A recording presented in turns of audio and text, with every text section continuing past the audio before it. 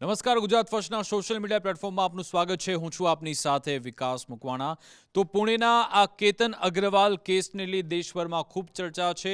હવે શું આમાં સિયા અને ચેતન એ બંને કસૂરવાર સાબિત થશે કે કેમ, શું દોષિત સાબિત થશે કે કેમ, એની ચર્ચા થઈ રહી છે. એ બધાની વચ્ચે જ્યારે સિયા અને ચેતન બંનેના રિમાન્ડ પૂર્ણ થયા, ફરી એકવાર એમને કોર્ટમાં રજૂ કરવામાં આવ્યા હતા અને પછી પોલીસે રજૂઆત કરી હતી કે ભાઈ એમના વધારે રિમાન્ડ જોઈએ છે.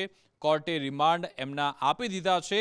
3 જુલાઈ સુધીના રિમાન્ડ વધુ કેટલાક આપવામાં આવ્યા, કારણ કે જે દલીલ થઈ હતી એ વિશે તો વાત કરીશું, પણ એક સંયોગ એ સર્જાયો હતો કે જ્યારે સિયા અને ચેતન બંનેને કોર્ટમાં લાવવામાં આવ્યા, બંનેના રિમાન્ડ માંગવામાં આવી રહ્યા હતા અને સવાલ એ થાય કે શું હવે સિયા બહાર આવી જશે કે ચેતન, એ બંનેને જામીન મળી જશે?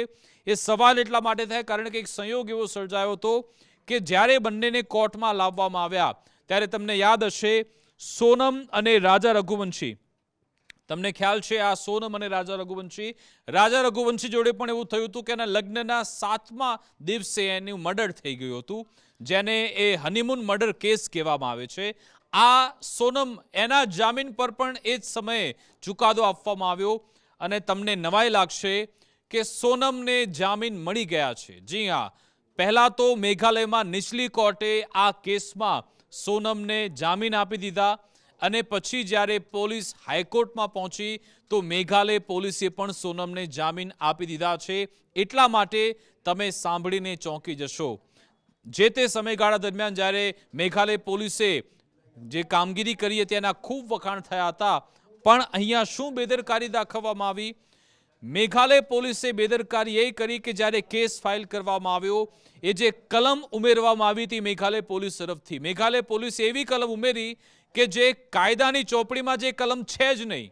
જી હા, કાયદામાં જે કલમ લખેલી જ નથી એ કલમ પોલીસે આ કેસમાં લખી અને તમે જુઓ કે સોનમ અત્યારે બહાર છે. શું લોચો મારવામાં આવ્યો મેઘાલય પોલીસ તરફથી? હકીકતમાં જે તમને ખ્યાલ છે કે આઈપીસી અને હવે આપણે ભારતીય ન્યાય સંહિતાનો અમલ કરીએ છીએ, પોલીસે જ્યારે એમાં કેસ ફાઇલ કર્યો તો એમાં લખવામાં આવ્યું 403(1) આ સેક્શન લગાવવામાં આવી. પણ તમને જાણીને નવાઈ લાગશે કે આપણી જે કલમો છે એ 358 પર આવીને પૂર્ણ થઈ જાય છે. 403 નામની કોઈ કલમ છે જ નહીં. 403(1) જો કે પોલીસે આ કેસમાં એ ફાઇલ કરી અને એનો ફાયદો સોનમને મળી ગયો.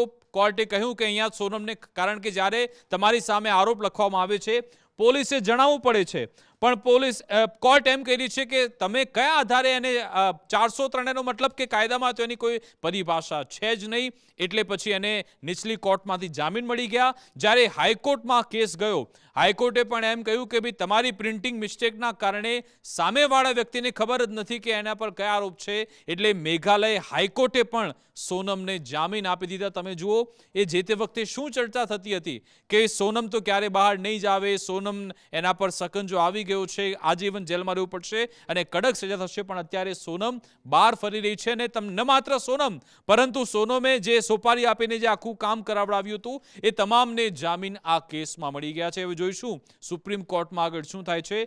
હવે સવાલ સિયા પર આવે છે કે શું સિયાને પણ આવી રીતે કોઈ જામીન મળી જશે ખરા?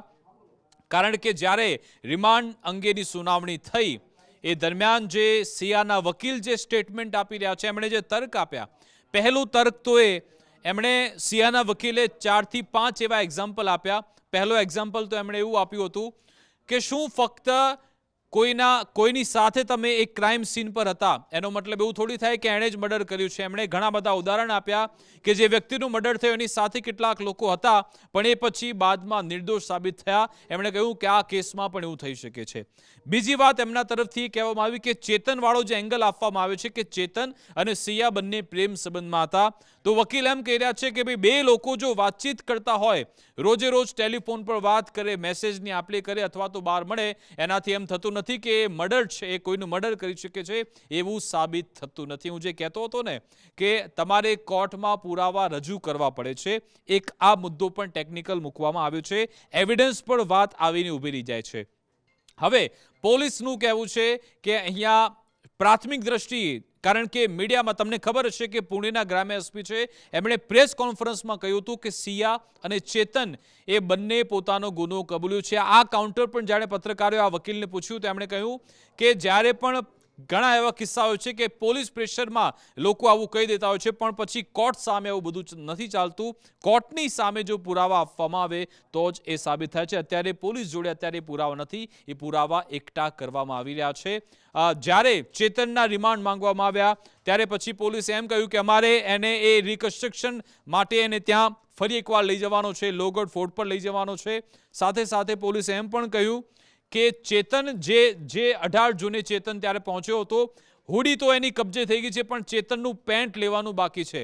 તો પછી વકીલે કહ્યું કે આ તો તમે પછી પણ ઘરે જઈને લઈ શકો, એમાં રિમાન્ડની ક્યાં જરૂરિયાત છે. પણ પછી પોલીસે સરકારી વકીલે આર્ગ્યુમેન્ટ કરી, રિમાન્ડ મળી ગયા છે, પણ 3 જુલાઈ સુધીના, એટલે કે હજુ વધુ 3 દિવસ સુધી બંનેના રિમાન્ડ મેળવવામાં આવનાર છે.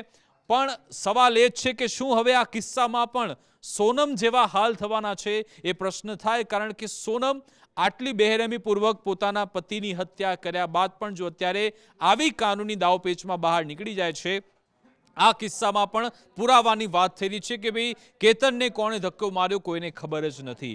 કોણ ચેતને ધક્કો માર્યો કે સિયાએ માર્યો કંઈ જ ખબર નથી, કોઈ જુનાર પણ નથી. કદાચ આ બંને પોતાના નિવેદન પણ ફેરવી તોડે એવી વાત પણ અહીંયા આવેલી છે. ખેર, જે પણ હોય, પણ આવનારા સમયમાં કંઈક મોટો ખુલાસો થાય અથવા તો કંઈક નવું જ આઉટ ઓફ ધ બોક્સ કંઈક આવે એવું લાગી રહ્યું છે. ગઈકાલે જે આપણે વાત કરી હતી કે એક વકીલ આવ્યા હતા, આશુતોષ શ્રીવાસ્તવ. સિયાનો ભાઈ સાહિલ એમ કહી રહ્યો છે કે આ અમારા વકીલ છે જ ને, મેં હાયર કર્યા જ નથી. આશુતોષ શ્રીવાસ્તવ ફરી એકવાર સામે આવ્યા અને એમણે સાહિલ પર 10 કરોડનો માનહાનિનો દાવો ઠોક્યો છે. બોલો, સિયાના ભાઈ પર માનહાનિનો દાવો થયો છે કે ભાઈ તમે મારી બેઇજ્જતી કરી અથવા તો મારા નામે ખોટી વિગતો તમે ફેલાવી છે, એ તમે માફી માંગો, નહીં તો પછી માનહાનિના 10 કરોડ તમારે ભરવા પડશે. હવે ઓલરેડી એમના પરિવારના લોકો આવા એક એમની ઘરની દીકરી કે જેના પર એક વ્યક્તિના મર્ડરનો આરોપ છે, પોતાના ભાવિ પતિના મર્ડરનો આરોપ છે, અને ઉપરથી આ માનહાનિવાળો એંગલ, એ પણ એક દાવ. હવે સવાલ એ થાય કે આખરે સિયાના ભાઈ સાહિલે આ રીતનું સ્ટેટમેન્ટ કેમ આપ્યું? શું એમાં એ ખીચડી પકે છે ખબર નહીં, પણ કંઈક તો પડદા પાછળ રંધાઈ રહ્યું છે. કારણ કે આશુતોષ શ્રીવાસ્તવ એ કોન્ફિડન્સ સાથે કહી રહ્યા છે કે હું જ સિયાનો વકીલ છું. એની સામે વધુ એક વકીલ પણ છે, એ પણ એક આગળ જોવાનું રહેશે કે કન્ફર્મ સિયાના વકીલ કોણ છે, જોવાનું રહેશે. પણ એક બાબત એ છે કે અત્યારે 3 જુલાઈ સુધીમાં પોલીસ પાસે એ સમયગાળો છે કે જેમાં કંઈક એવું કોન્ક્રીટ પોલીસ તરફથી મેળવી લેવામાં આવે, અને જો એ મેળવવામાં નહીં આવે અને જો આ બેમાંથી કોઈ ઢંગના વકીલ સિયા ચેતનને મળી જશે તો કદાચ એ લોકો બહાર પણ આવી શકે છે. જોઈશું આ કેસમાં શું થાય છે. તમામ બાબતો આવી રીતે જ અમે ટ્રેક કરતા રહીશું. અમારી વિશેષ રજૂઆત અંતર્ગત બસ આટલું જ. આપ જોતા રહો ગુજરાત ફર્સ્ટ ન્યૂઝ. નમસ્કાર.